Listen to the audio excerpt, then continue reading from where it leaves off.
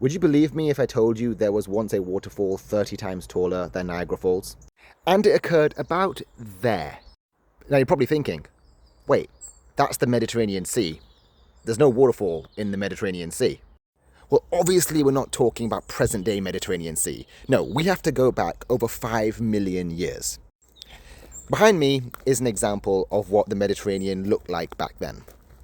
See, around 5.96 million years ago, we had an event known as the Messinian Salinity Crisis. This was essentially where the Mediterranean's water supply from the Atlantic got blocked off and the sea began to evaporate dramatically.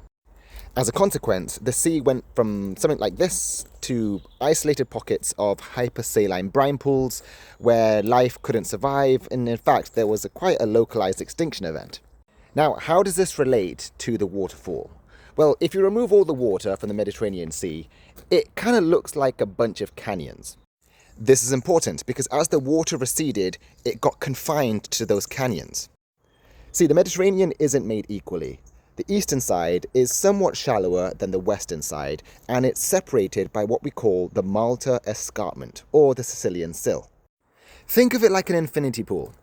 The western side filled up first, and once it reached this escarpment, or this sill, it overflowed into the eastern side. And it's this overflowing that created one of the largest waterfalls we've ever seen.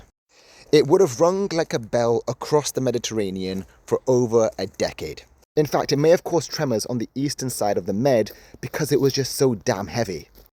The water, that is. So yeah, that's a time when we had a waterfall on Earth which was 30 times greater than Niagara Falls. What are your thoughts? Let me know in the comments below.